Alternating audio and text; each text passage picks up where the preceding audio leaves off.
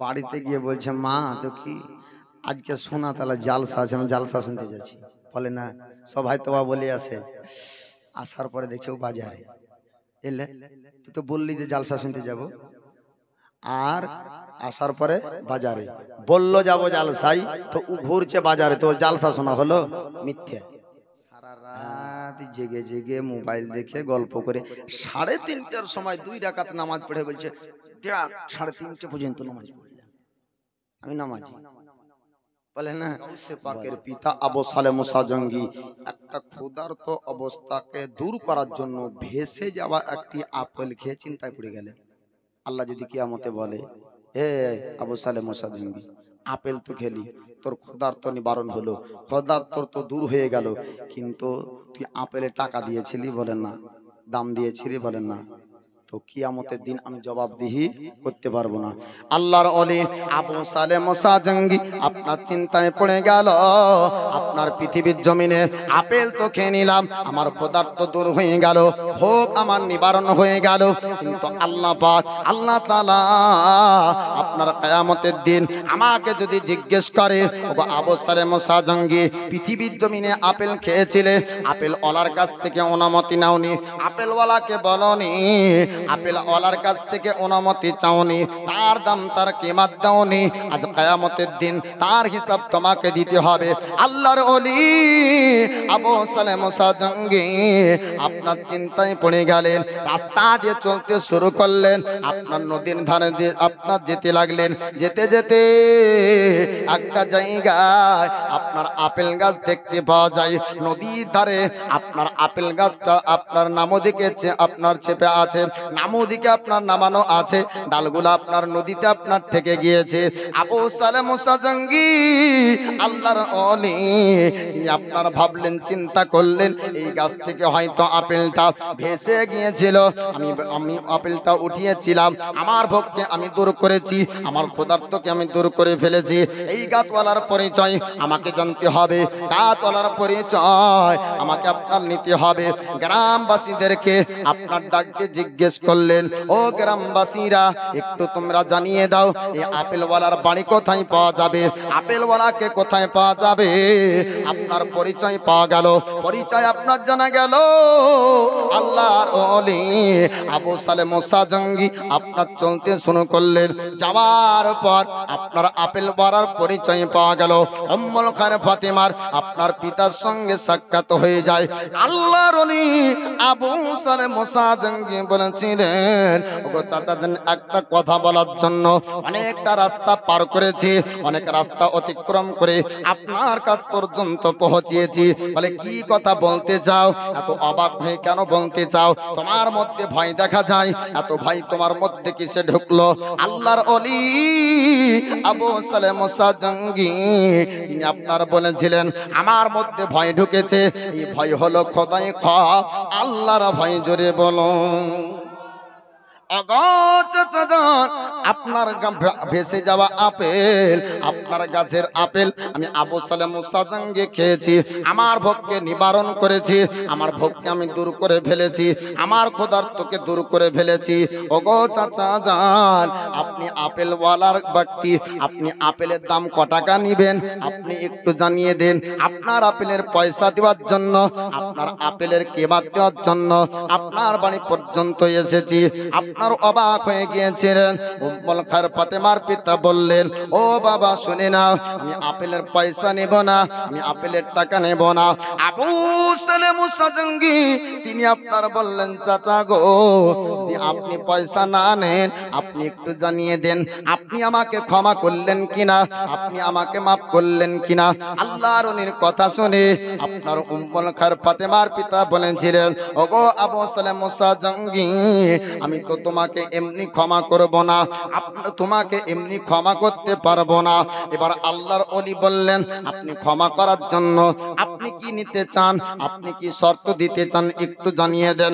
উম্মুল খায়ের ফাতেমার পিতা আপনার বলেছিলেন, ওগো আবু সালেহ মুসা জঙ্গি, তুমি একটু শুনে নাও, শুনে নাও, ক্ষমা যদি নিতে হয় তবে আমার একটা শর্ত মানতে হবে। বলে কি শর্ত? আপনার শর্ত আমি মানতে চাই, আপনাকে ক্ষমা করতে হবে, আপনি আপনি ক্ষমা করার জন্য আমাকে কি শর্ত দিবেন একটু জানিয়ে দেন। উম্মুল কারম ফাতেমার পিতা আপনার বলতেছেন, আবু সালেহ মুসা জঙ্গি, আমার বাড়িতে তোমাকে 12 বছর গোলামতি করতে হবে। কদিন বললাম? 12 বছর। মৌলবি করবে, হাফেজ করবে, কারি করবে, নামাজি করবে, মুয়াজ্জিনও করবে না, ইমামও করবে না। তো হাইকোর্ট জানে, জজ কোর্টে যা, সুপ্রিম কোর্টে যা, যেখানে যা, থানায় কেস করবে না, তুই মেম্বার ডাক না, তুই প্রধান ডাক না, তোর যত পাওয়ার আছে তোর গোষ্ঠী শুদ্ধে ডাক না। 12 বছর, 1 বছর কেরালা খাটলে 2 লাখ টাকা কলাক, 12 বছর খাটলে কলাক হবে বাপ। তোর একটা আপেল না জানি তোর কোন দেশের আপেল রে, যা। মানবো মানবো না, আমি তো মানবো না। আল্লাহর ওলি বলছে 12টা বছরই তো, হ্যাঁ দুনিয়ার খাটনি তো, বলে হ্যাঁ। তো যা দুনিয়ায় 12 বছর গোলামতি করে দিব, কিন্তু কিয়ামতের দিন একটা দোষের দোষী হয়ে উঠবো না, এর নাম হলো ওলি। জোরে বলুন সুবহানাল্লাহ। এবার 12 বছর আপনার গোলামতি করার শর্ত আপনার রাজি হয়ে যায়। আপনার 1 নয় 2 নয়, আপনার 12টা বছর কেটে গেল। আল্লাহর ওলি আপনার আবু সালেহ মুসা জঙ্গি, তিনি আপনার বললেন, চাচা যান, এবার কি আপনি ক্ষমা করবেন? আমি 1 নয় 2 নয়, আপনি শর্ত দিয়েছিলেন 12টা বছর, আমি 12 বছর আপনার বাড়িতে গোলামতি করলাম, 12টা বছর কেটে গেল, এবার আপনি একটু ক্ষমা করে দেন। এবার আমি বাড়ির দিকে যাব, এবার আমাকে বাড়ি যেতে হবে। আল্লাহর ওলি আবু সালেহ মুসা জঙ্গি এই কথা যখন আপনার বললেন, উম্মুল খায়র ফাতেমার আপনার পিতা বলেছিলেন, বাবা শোনো, এখনো তোমাকে ক্ষমা করব না, একটা শর্ত তুমি মানতে পেরেছো, আর একটা শর্ত যদি তুমি মানো তবে তোমাকে ক্ষমা করা হবে, নচেত ক্ষমা করব না। আল্লাহর ওলি আবু সালেহ মুসা জঙ্গি তিনি আপনার বললেন, চাচা জান আপনি কি শর্ত দিবেন? আপনার শর্ত মানব, অসুবিধা নাই, আপনি আমার উপর শর্ত রেখে দেন। আল্লাহর ওলি আবু সালেহ মুসা জঙ্গি যখন বললেন, আপনার উম্মুল খায়র ফাতেমার পিতা তিনি আপনার বলেছিলেন, বাবা শোনো, আমার একটা মেয়ে আছে, আমার একটা বেটি আছে, তার সঙ্গে তোমাকে বিবাহ করতে হবে। বলে আমি বিবাহ করব, অসুবিধা নাই। আল্লাহর ওলির কথা শুনে উম্মুল খায়র ফাতেমার পিতা বলেছিলেন, বাবা খালি বিবাহ করব বললে না, আমার শর্ত কি তুমি শুনেছো? আমার বেটির ব্যাপার কি তুমি জেনেছো? আমার বেটির ব্যাপারে যদি জানো তবে হয়তো তুমি রাজি হবে না।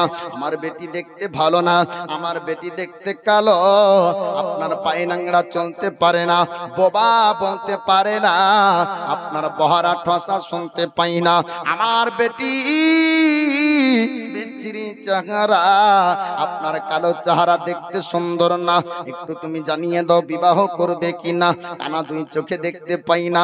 আল্লাহর ওলি তিনি আপনার বলেছিলেন, চাচা আপনার বেটি যদি এমন হয় তবু আমি বিবাহ করব, কিন্তু আমি আপেল খাওয়ার ক্ষমা না নিয়ে বাড়ি যাব না। 12টা বছর গোলামতি করার পর আপনার আবার শর্ত দিয়ে দেয়। আল্লাহর ওলি আপনার ওই শর্ত রাজি হয়ে যান। আপনার 12 বছর গোলামতি করলেন, আবার আপনার কানা নাংড়া মহিলাকে বিবাহ করার জন্য রাজি হয়ে যায়। আল্লাহর ওলি উম্মুল খায়র ফাতেমা তিনাকে আপনার বিবাহ করেন।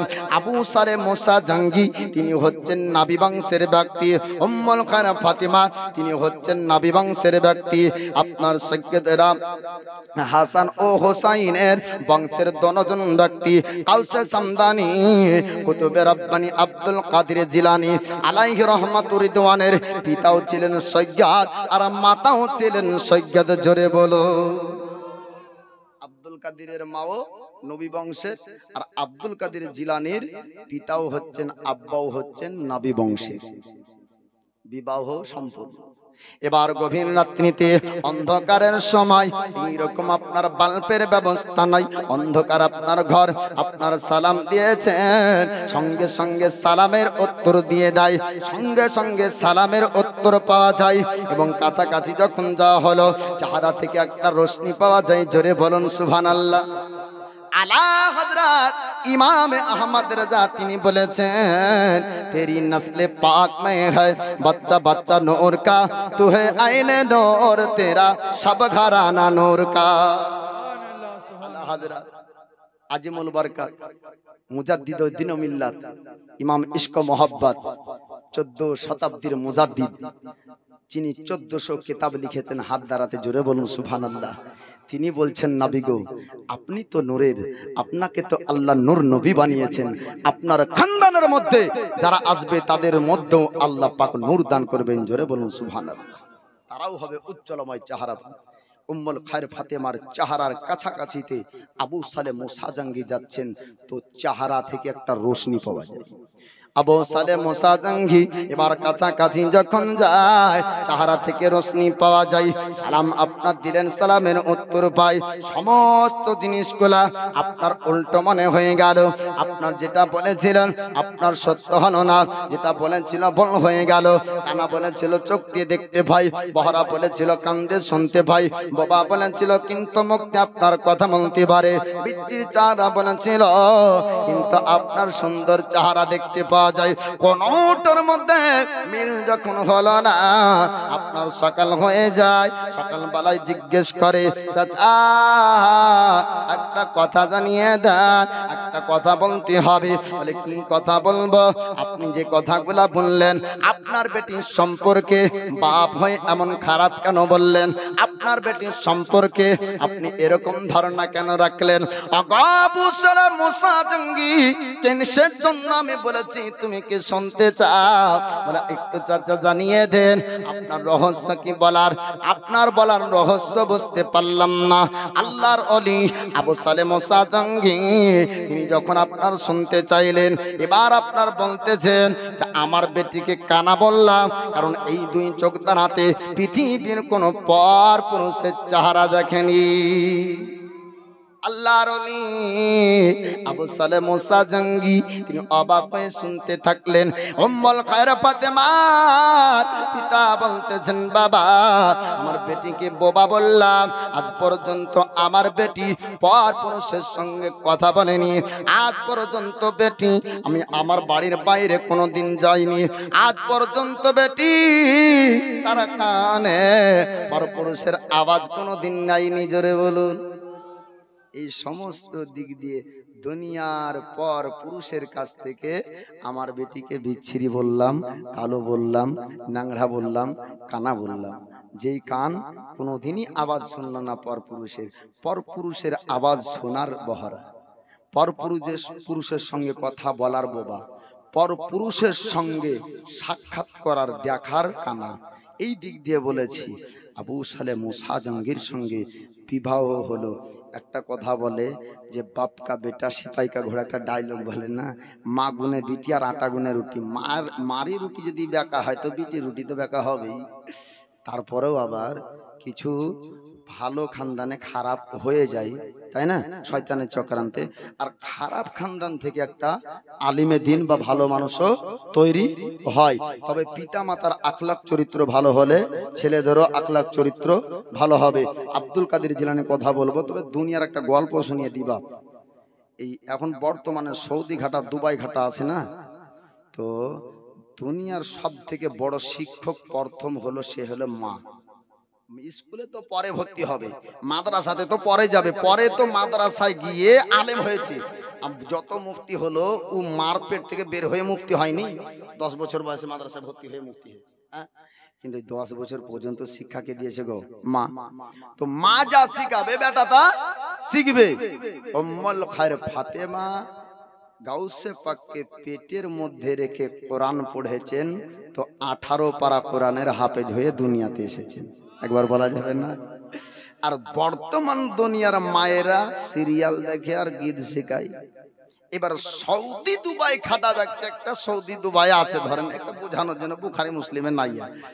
তো এই একটা ছোট্ট ছেলের মা রোজি বাজার যায়, ছেলেটাকে নিয়েও যায়। আর বাজারে যখন যায় তো ছেলেটা বলে মা মুদবো, আর মা বলছে যে তোর না হে লজ্জাটা যে নাই ছোট ছেলে, আমারও কি নাই যেখানে সেখানে মুদবো করে মারবো চর জানি। তো বলছে মা এ কি বলবো, আমার ভাষা শিখিয়ে দাও। তো বলছে শুন, তোর ভাষা আমি বুঝবো আর আমার ভাষা তুই বুঝবি। যখনই তোর পেশাব লাগবে তখনই বলবি গান গাহাবো। শিখিয়ে দিলে মা শিক্ষক। এবার যখনই এবার লাগে তখনই বলে মা গান গাহাবো, চেন খুলে দেয় পুরুত। এবার সৌদি খাটা ওই বাপ বহুদিন পর বাড়ি এসেছে, আর যেদিনই বাড়ি ঢুকলো সেদিনই হ্যালো তো কি তোমার বাপ খুব কঠিন, একটু বাড়ি আসো। তো বলছে আপনি তো বহুদিন পরে আসলেন, তো বেটাটার পেলিয়ে থাকেন, আমি একটু বাপকে দেখে আসি। বাপকে দেখতে গেল, আর এই বাপ ওর বেটা গেলিয়ে রাত্রিতে ঘুমিয়েছে। রাত 12টার সময়তে বেটা বলছে আব্বা কি গান গাহাবো। বলছে দে তেরি এতে ঝালাই পড়নো রে, সৌদি দুবাই খেটে আসলাম, লোকে তো তোকে আর কিছু বলবে না, আমাকে বলবো যে বাপ সৌদি থেকে এসে গান শুনতে লাগালছে। কাজ করো বেটা, তো কি কানের গোড়াতে এসে আস্তে করে গাহা, যেমনই কানে আস্তে করে গাহা বলে চেন খুলে প্রত। যে গরম লাগছে এখানে, কিউ পানি ছিটালি?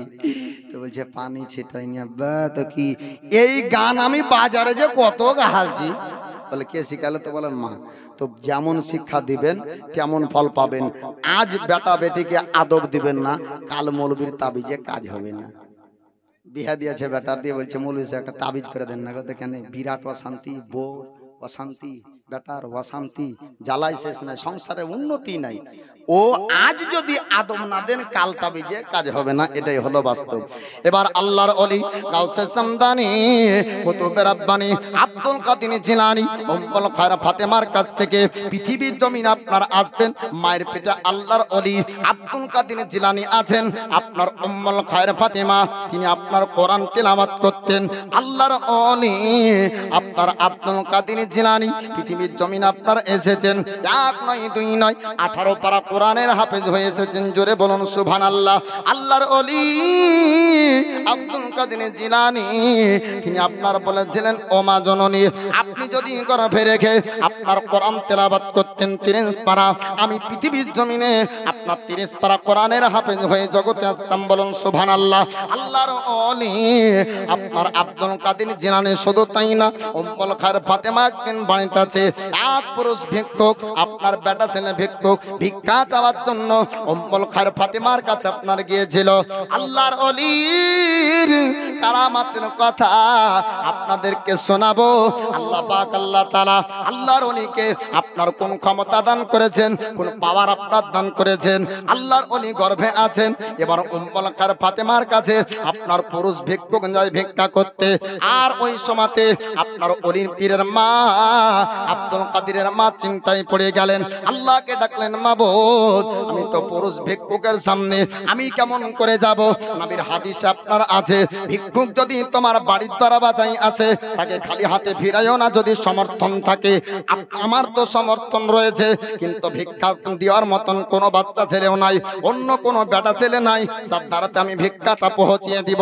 আস্তে আস্তে পর্দার আড়াল করে আপনার আব্দুল কাদের জিলানীর মা আপনার ভিক্ষা দিতে যাবেন কি পুরুষের অন্তরটা আপনার শয়তানের অসওয়াসায় খারাপ হয়ে গেল। আস্তে আস্তে বাড়ির মধ্যে আপনার প্রবেশ করতে লাগলো।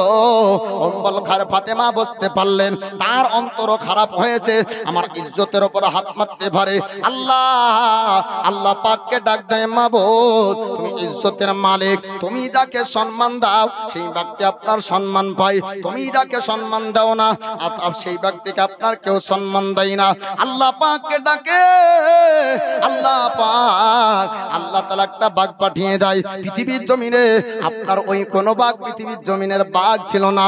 আল্লাহ পাক আল্লাহ তাআলা আব্দুল কাদের জিলানীকে বাঘের রূপ দিয়ে পাঠিয়ে দেন। জোরে বলুন সুবহানাল্লাহ। এবার ভিক্ষুকের কাছে আপনার বাঘ আসলো, বাঘ এসে হামলা করে, আপনার ভিক্ষুক ফকির আপনার পালিয়ে যায়। উম্মুল খায়র ফাতেমা যখন গাউসে পাক বাল্যক জীবনে আপনার জীবন যাপন করছিলেন, উম্মুল খায়ের ফাতেমা বলেছিলেন, ওগো আব্দুল কাদের, তুমি বেটা আমার কোনো কাজের না। আব্দুল কাদের উত্তর দিয়েছিলেন, ও মা জননী, আপনি যখন আপনার কাছে ভিক্ষুক এসেছিল ভিক্ষা চাইতে, আপনি ইজ্জত বাঁচানোর জন্য আপনি আল্লাহকে ডেকেছিলেন কেন একটু জানিয়ে দেন। উম্মুল খায়ের ফাতেমা বলেছিলেন, বেটা আজ পর্যন্ত আমি পৃথিবীর জমিনে কাউকে বলিনি, কথা প্রকাশ হয়নি, আমি আর আমার আল্লাহ পাক জানে, আর জগতের কেউ জানে না। ওগো বেটা আব্দুল কাদের, তুমি জানলে কি করে একটু জানিয়ে দাও। আল্লাহর ওলি বলেছিলেন, ওগো মা, পৃথিবীর কোন বাঘ আপনার কাছে এসেছিল না, দুনিয়ার কোন বাঘ আপনার ইজ্জত বাঁচিয়েছিল না, আপনার ইজ্জত বাঁচিয়েছিল আপনার বাগের বেটা আব্দুল কাদের। আপনার চোখে মনে হয়েছিল ওটা বাঘ, কিন্তু ওটা বাঘ না, ওটা আপনার ছেলে আব্দুল কাদেরকে আল্লাহ বাঘের রূপ দান করেছিলেন। বলুন সুবহানাল্লাহ। এবার বাল্যক জীবনে আল্লাহর ওলি আব্দুল কাদের জিলানী আপনার শিক্ষা বর্জন করেন জিলান শহরের মাদ্রাসাতে। আপনার 10 বছর বয়সে সর্বপ্রথম আপনার অলিত্বের প্রকাশ পায়। 10 বছর বয়স থেকে 8 বছর কেটে গেল। 18 বছর বয়সে আল্লাহর ওলি আব্দুল কাদের জিলানী তিনি আপনার মা জননীকে বললেন, ও মা জননী, আমি উচ্চ শিক্ষা করতে চাই, উচ্চ শিক্ষা বর্জন করতে চাই, আমি এখান থেকে বাগদাদের জমিন যাব। আপনার জিলান শহর থেকে আপনার বাগদাদের জমিন যাব। বাগদাদের জমিনে কোরআন ও হাদিসের শিক্ষা, আমি উচ্চ শিক্ষা বর্জন করব। ও মা জননী, আপনি একটু ইজাজত দিয়ে দেন, আপনি একটু অনুমতি দেন। আপনার অনুমতি না পাওয়া পর্যন্ত আমি উচ্চ শিক্ষা করতে বাগদাদ যেতে পারবো না। আল্লাহর ওলি গাউসে সামদানির মা তিনি আপনার বলেছিলেন, ও বেটা আব্দুল কাদের, আপনাকে তোমাকে ইজাজত দেব, অনুমতি দিব, তুমি বাগদাদের জমিনে চলে যাও, উচ্চ শিক্ষা বর্জন করবে। উচ্চ শিক্ষা বর্জন করার জন্য 40 দিরহাম আপনার সোনার টাকাকে জামার সঙ্গে সেলাই করে আপনার বাগদাদের জমিন পাঠিয়ে দিবেন। রাস্তায় আল্লাহর ওলি আব্দুল কাদের জিলানী চলতে শুরু করলেন। যেতে যেতে একটা জায়গায় আপনার ডাকাতের সঙ্গে সাক্ষাৎ হলো।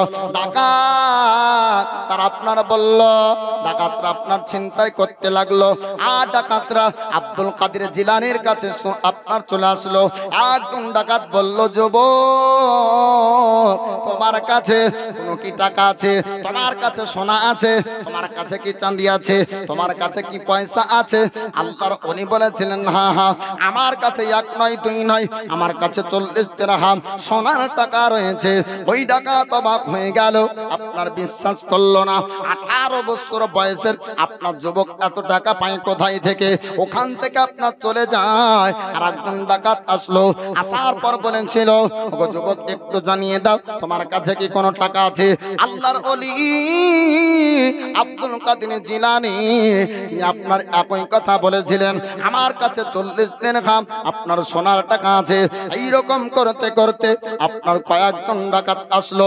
ডাকাতের সর্দার বলল, কি ব্যাপার, কি ব্যাপার? যুবকের কাছে যাও, আবার যুবকের কাছ থেকে চলে আসো, কারণ বুঝতে পারলাম না যুবক কি টাকা দেয় না, যুবক কি টাকা দিতে চাই না। ডাকাতরা বলল, সর্দার, টাকা দেয় না এমনটা না, এমন একটা কথা বলছে, আমাদের বিশ্বাস হলো না, আমরা বিশ্বাস করতে পারলাম না। এবার ডাকাতের সর্দার জিজ্ঞেস করলো, কি ব্যাপার? বলে, উনার কাছে আছে 40 দিরহাম সোনার টাকা। আল্লাহর ওলি আব্দুল কাদের জিলানীর কাছে ডাকাতের সর্দার আসলো।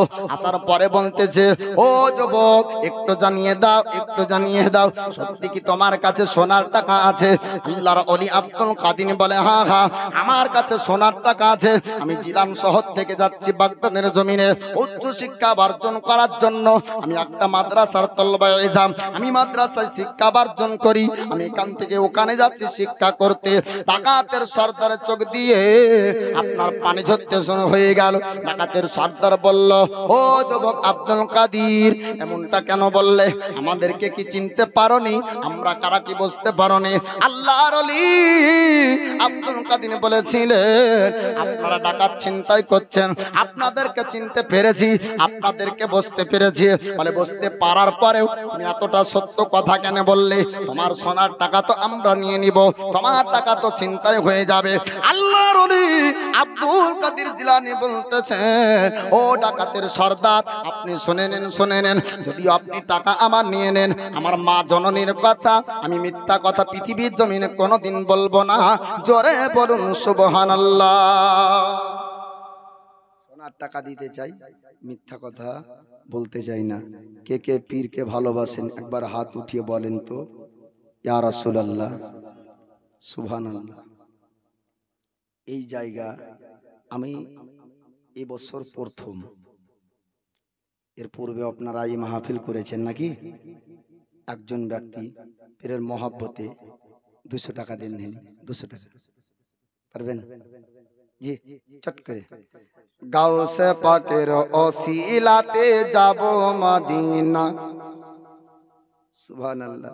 পীর মুর্শিদের ওসিলাতে, এই দেখেন সবার জন্য দোয়া হবে। 100 টাকা দিয়েছে। পাক পাঞ্জাতনের মহব্বত একজন 500 টাকা। কোন যুবক যদি থাকেন, জি, পাক পাঞ্জাতনের মহব্বতে, ওলির মহব্বতে 500 টাকায় একজন যুবক। সুবহানাল্লাহ। আমাকে এই ভাঙাবা তাহলে কেমন করে হবে? এই কমিটি ছিল কই গো? এই দেখেন এখানে ভাঙিয়ে নাও। সুবহানাল্লাহ। এই দেখেন 200, 100, 500 দান করেছে। নারায়ে তাকবীর, নারায়ে রিসালাত, মাসলাকে আলা হযরত, উলামায়ে আহলে সুন্নাত, দানকারীগণ বলেন জিন্দাবাদ। আমিন রাব্বাল আলামিন। বিদায় হাবিবিকা। এই দেখেন কি নাম? সাবির। সুবহানাল্লাহ। বাড়ি এখানে। একদিনকার টাকা হবে না, 500 টাকা দিন না চটাম করে। আমি প্রথমে শাহিদ করে একজনকে বললাম তো 200 টাকা, তারপরে 500 টাকা, একজন ব্যক্তি আসেন 1000 টাকা, 10 খান 100 টাকার লোটে ক হয় 1000। নাবি আমার 10 জন ব্যক্তিকে বলছেন দুনিয়াতেই যে তোমরা জান্নাতি। জোরে বলুন সুবহানাল্লাহ। আবু বকরও ফিল জান্নাহ, ওমরও ফিল জান্নাহ, উসমান ফিল জান্নাহ, তালহা ফিল জান্নাহ, জুবাইরও ফিল জান্নাহ, আলী ফিল জান্নাহ। সুবহানাল্লাহ। এই দেখেন এখানে 200 টাকা। নারায়ে তাকবীর, নারায়ে রিসালাত। আরেকজন 100 টাকা দিয়েছেন, আরেকজন 100 টাকা দিয়েছেন। মায়েরা আপনারা 100 টাকা 200 টাকা করে দেন। একজন ব্যক্তি 500 টাকা দিবেন না? পাক পাঞ্জাতনের মহব্বতে, ওলির মহব্বতে একজন যুবক যদি থাকেন 500 টাকা একটু দিয়েন। ও যুবক ভাইরা উঠিয়ে পালাইয়েন না। হ্যাঁ, গান বাজনাতে রাত পার করে দে। আজকে ওয়াজের মাহফিল, আমি বলেছি আগতি কে কে ওয়াজ শুনবেন, যারা যারা হাত উঠিয়েছে তার কাছে যেতে তো দিচ্ছি না। হ্যাঁ, সবাই চেহারা মুখস্থ আছে। একজন আছে কি কোন যুবক? রাগ করিয়েন না বাপ, না দিলেও একটু বসেন। একজন যুবককে আমি দেখতে চাই, যোগ্য বাপের যোগ্য বেটা, পীরকে ভালোবাসে, অলিকে ভালোবাসে, পাক পাঞ্জাতনকে ভালোবাসে, নবীকে ভালোবাসে। একজন ব্যক্তি মাত্র 500 টাকা এই অলির মহব্বতে, এই ওরসের জালসাতে একজন ব্যক্তি দিয়ে যান। সুবহানাল্লাহ। কি নাম? আজমাল। ওই দেখো আজমাল। সুবহানাল্লাহ। 100 টাকার দাতা। নারায়ে তাকবীর, নারায়ে রিসালাত, মাসলাকে আলা হযরত। এই দেখেন 100 টাকার দাতা। আমিন রাব্বাল আলামিন। বিজয় হাবিবিকা সাজ্জাদুল আমবিয়ায়ে ওয়াল মুরসালিন। এরকম 200 100 করে আর আসেন না। 500 টাকায় একজন ব্যক্তি উঠেন, একটু একজন ব্যক্তি উঠেন। 500 টাকা অলির মহব্বতে বলবো গাউসে পাকের ওসিলাতে যাব মদিনায়, পীর মুর্শিদের ওসিলাতে যাব মদিনায়। আমরা এসেছি সকলে নবীর দিদারের আশায়। একবার সুবহানাল্লাহ বলেন। আমরা এসেছি সকলে নবীর দিদারের আশায়, গাউসে পাকের ওসিলাতে যাব মদিনায়, মোরা কামেল পীরের ওসিলাতে যাব মদিনায়। গাউসে পাক হয়েছেন যিনি,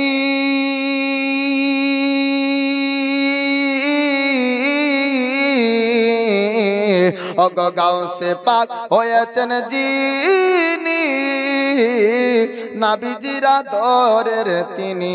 গাউসে পাক হয়েছেন যিনি, নাবিজিরা দরের তিনি। মা ফাতেমার নয়ন মনি বাগদাদে ঘুমাই, ওগো মা ফাতেমার নয়ন মনি বাগদাদে ঘুমাই। সুবহানাল্লাহ। এই দেখেন মায়েরা বলছে আপনি যতই হাত লড়ান আর পাত লড়ান, আমরাই সব জালসায় ফার্স্ট, আমরা ফার্স্টই হব। সুবহানাল্লাহ। এই দেখেন নারায়ে তাকবীর, নারায়ে রিসালাত, মায়েদের দান জিন্দাবাদ। সুবহানাল্লাহ। এই দেখেন ছেলের লেগে দোয়া, আর কার কার লেগে দোয়া, সবার লেগে হবে দোয়া, শেষে হবে দোয়া, আখেরি মুনাজাত। ওই রে সুবহানাল্লাহ। এই দেখেন নারায়ে তাকবীর, নারায়ে রিসালাত, এই দেখেন মায়েদের দান জিন্দাবাদ। এরা দিবেই না কেন? ছিল, হলো, বুঝতে পারলেন? সুবহানাল্লাহ। নাম করব না কেন? এই নামটা সব বক্তাই করে, বলছে যে কি আর একটাই কথা মুখস্থ পেয়েছে, ওয়াজে তো কমসে কম 10 সেকেন্ড কাটা নিতে হয়, নামটা করলাম না। ছিল ইয়াই হলো ইয়াই, দুই হাত মিলে গেছে। সুবহানাল্লাহ। কি নাম গো? আইয়ুব আলী। এই দেখেন নারায়ে তাকবীর, নারায়ে রিসালাত, এই দেখেন মাসলাকে আলা হযরত আইয়ুব আলী 500 টাকার দাতা বলেন জিন্দাবাদ। সুবহানাল্লাহ। উনারই আয়োজনে নাকি এই জালসা, আল্লাহ উনার মেহনতকে, উনার চেষ্টাকে আল্লাহ কবুল করুক, হায়াত দারাজ করুক, আপনার রিজি রোজগারে বরকত দান করুক, খেতে খামারে বরকত দান করুক। সুবহানাল্লাহ। এই আইয়ুব আলীর ভাইয়ের যদি জুড়া যদি আর কেউ হতো, সুবহানাল্লাহ। এই দেখেন আদায় করলেন কখন আর গুনলেন কখন গো? সুবহানাল্লাহ। নারায়ে তাকবীর, নারায়ে রিসালাত, মায়েদের তরফ থেকে 675 টাকা। সুবহানাল্লাহ। আল্লাহ তাদের দানকে কবুল করুক, আমিন ইয়া রাব্বাল আলামিন। এই দেখেন চাচা আপনি একটু সাইডে থাকিয়েন, মায়েরা দিবে। সুবহানাল্লাহ। ও মায়েরা আপনারা একটু দিবেন, আপনাদেরও একটু ঘটনা বলবো, ওয়াজ করব, আপনাদেরকে নবী কত ভালোবাসে। যা হোক, এই যে গজলটা পড়ছিলাম, গজলটা থাক, আপনাদেরটা বলে দিই। নবী পাক সাল্লাল্লাহু আলাইহি ওয়াসাল্লাম মসজিদের সাহাবীদের সামনে হাদিস বলেন, তো মহিলারা বলছে ইয়া রাসূলুল্লাহ, নবী গো আপনি কখনো আমাদের সামনেও বলিয়েন। সুবহানাল্লাহ। এই দেখেন 5 কেজি দিল গম, নেকিতে হবে না কম। নারায়ে তাকবীর, নারায়ে রিসালাত, মাসলাকে আলা হযরত, আল্লাহ তার দানকে কবুল করুক, আমিন ইয়া রাব্বাল আলামিন। তো নবী পাক হাদিস বলছেন সাহাবীদেরকে, মহিলারা বলছে ইয়া রাসূলুল্লাহ আমাদের সামনে কোনোদিন বলেন। এবার পর্দার আড়ালে নবী আমার হাদিস শোনাই, তো নবী বলছেন, ও মায়েরা, কি যার 4টি বাচ্চা জন্মের পরে নাবালক নাবালিকা অবস্থায় মারা যায়, ও মা জান্নাতি। এই জোরে হবেন একবার, জান্নাতি। বলে একজন ব্যক্তি বলে ইয়া রাসূলুল্লাহ যদি 3টে মারা যায়, নবী বলছেন সেও জান্নাতি। বলে 2টো যদি মারা যায়, বলে সেও হলো জান্নাতি। যদি 1টা মারা যায়, নবী বলছেন সেও জান্নাতি। একজন বললেন ইয়া রাসূলুল্লাহ এমনও তো মা আছে যার কোনো বাচ্চাই হয় না, নবী বলছেন ওর শাফাআত আমি নবী করব, ও মাও হবে জান্নাতি। জোরে বলুন সুবহানাল্লাহ।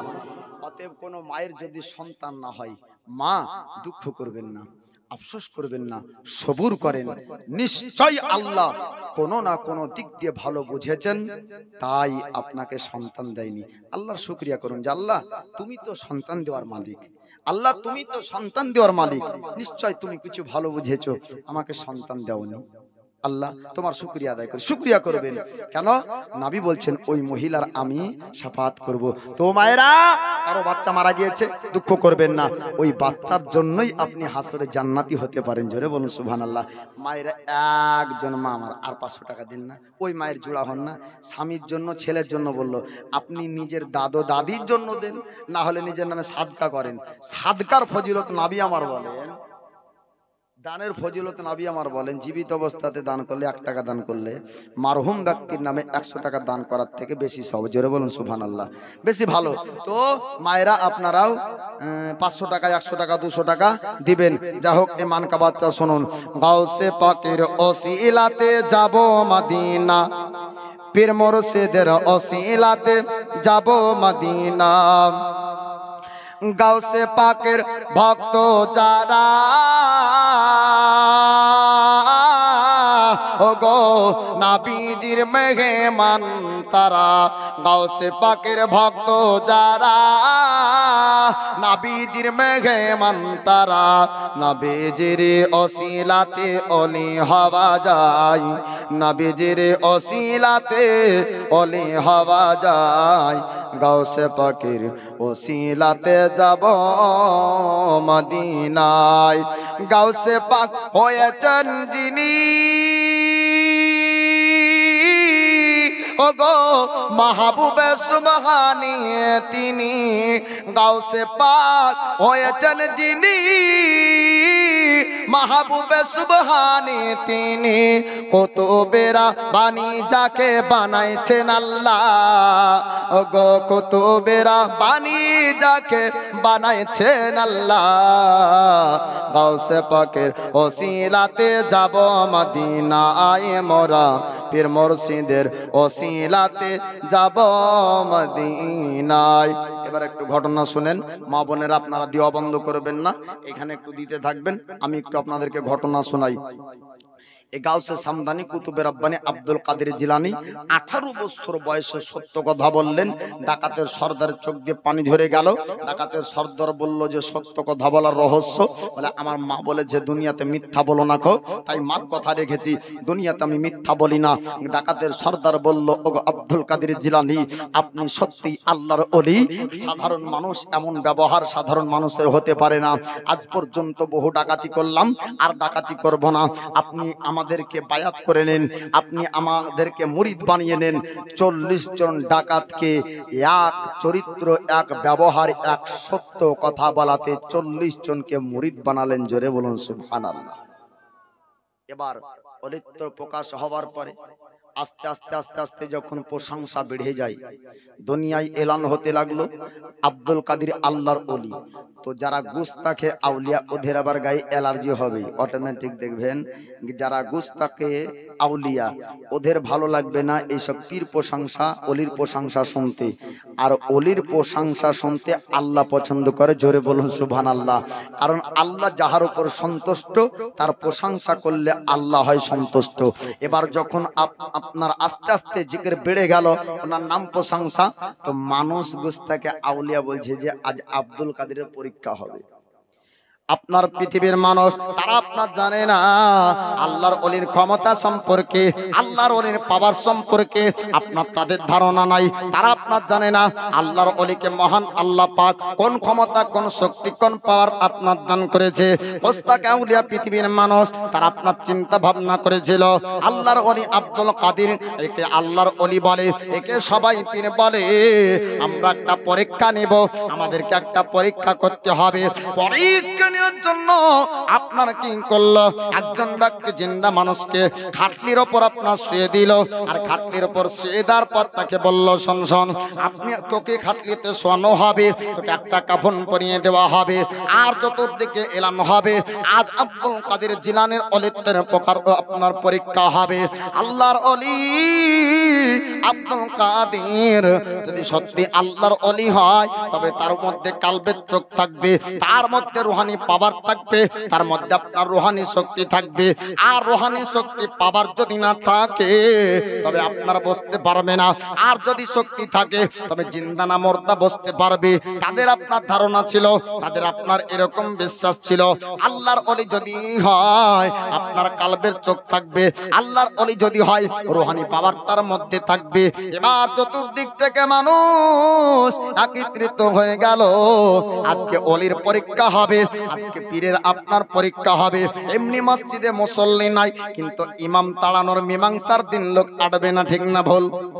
ইমামের কোন দোষ যদি হয়, ইমামের কোন যদি আপনার ফলস পাওয়া যায়, তবে সেই দিনে মানুষ আপনার মসজিদ ভর্তি পাওয়া যাবে। ওই রকম আপনার আল্লাহর ওলির পরীক্ষা হবে। সাধারণ জানাজার থেকে আপনার মানুষ বেশি হয়েছিল। আল্লাহর ওলি আব্দুল কাদেরের কাছে আপনার মানুষ গিয়েছিল। মানুষ যাওয়ার পরে বলেছিল, হুজুর আপনাকে একটা জানাজার নামাজ পড়াতে হবে। একটা মুর্দাম আপনার একটা ব্যক্তি মারা গিয়েছে, ওই মুর্দার জানাজার ইমাম আপনাকে বানাবো, আমরা আপনার পিছনে জানাজার নামাজ পড়বো। আল্লাহর ওলি আব্দুল কাদের জিলানী তিনি আপনার বলেছিলেন, ওগো গ্রামবাসীরা তোমরা একটু চলো, আমি আব্দুল কাদের আসতেছি।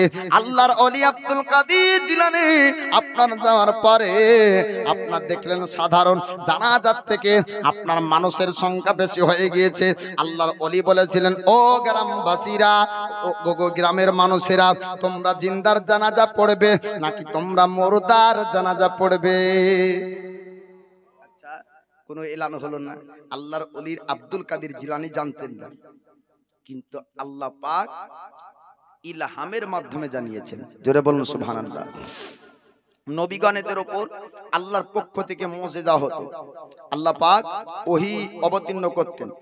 আর আল্লাহর ওলিদের উপর ইলহাম আল্লাহর পক্ষ থেকে ইলহামের মাধ্যমে জানিয়ে দিলেন, জানানো হতো আল্লাহর ওলিদের। এবার আব্দুল কাদের জিলানী বলছেন, ও গ্রামবাসীরা, ও গ্রামের মানুষেরা, তোমরা জিন্দার জানাজা পড়বে না তোমরা মুর্দার জানাজা পড়বে? আপনার গ্রামবাসী বলেছিল, হুজুর আপনাকে জিন্দার জানাজা পড়ানোর জন্য কেন ডাকবো? ওগো হুজুর আপনি শুনে নিন, আপনাকে মুর্দার জানাজা পড়ানোর জন্য ডেকেছি। হুজুর আপনি মুর্দার জানাজা পড়িয়ে দেন। আল্লাহর ওলি যখন এ কথা শুনলেন, সঙ্গে সঙ্গে আল্লাহর ওলি বললেন, ও গ্রামবাসীরা, তোমরা কাতারটা সিধা করে না। কাতারটা আপনার সোজা করা হয়ে গেল। আল্লাহর ওলি তিনি আপনার জানাজা শুরু করে দেয়। আর যখন জানাজা শুরু হয়ে গেল, পিছন থেকে মানুষ আপনার আলোচনা করে, কি ব্যাপার, এমনটা তো কথা ছিল না। ওই ব্যক্তিকে বলা হয়েছিল জানাজা যখন শুরু করে দিবে সঙ্গে সঙ্গে তুই দাঁড়িয়ে যাবি। এখনো পর্যন্ত দাঁড়াই না, এখনো পর্যন্ত উঠে না। জানাজা শেষ হয়ে গেল, পিছনকার মানুষ যাওয়ার পরে বলল, ওই ব্যক্তি তুই কেন উঠিস না? আপনার বারবার তাকে হিলায়, বারবার লড়াই, কিন্তু সেই ব্যক্তি ওঠে না। যখনই আপনার অপমান করার জন্য, আল্লাহর ওলিকে ছোট করার জন্য এই রকম তারা পরিকল্পনা করেছিল, আল্লাহর পক্ষ থেকে মালাকুল মউত ফেরেশতা মুর্দায় পরিণত করে দেয়। জোরে বলুন। ওদের পরিকল্পনাটা বন্ধ হয়ে গেছে। বলে ওদের পরিকল্পনা আল্লাহ কোনোদিন সফল হতে দেয়। যেমনই ওরা অপমান করতে চেয়েছিল, খাটলির উপর শুয়েছে, জানাজা শুরু করে দেয়। মালাকুল মউত ফেরেশতা হযরত ইসরাইল আলাইহিস সালাম এসে রূহ নামক বস্তুকে কবজ করে নিয়েছে। এবার গ্রামবাসীরা বলল, হুজুর গো আপনি আল্লাহর ওলি এত বড়, আমরা বুঝতে পারিনি, আমরা জানতে পারিনি। আপনাকে পরীক্ষা করার জন্য এই রকম আমরা ব্যবস্থা করেছিলাম, এই রকম আমরা আয়োজন করেছিলাম। হুজুর আমরা জানতে পারিনি, আমরা বুঝতে পারিনি আপনি এত বড় আল্লাহর ওলি। আমরা জিন্দা মানুষকে শুয়ে দিয়েছিলাম, আর জিন্দা মানুষের আপনি জানাজার নামাজ পড়িয়ে দিলেন। জিন্দার নামাজ পড়িয়ে দিলে যে মুর্দা হয়ে যায়। হুজুর গো আপনার মধ্যে শক্তি পাওয়ার আছে, আপনার মধ্যে ক্ষমতা আছে। আপনি যদি আপনার জিন্দার জানাজা পড়িয়ে দিলে মুর্দা আপনার দ্বারা হয়ে যায়, আপনি যদি দোয়া করে দেন হুজুর গো, আবার সেই ব্যক্তি আবার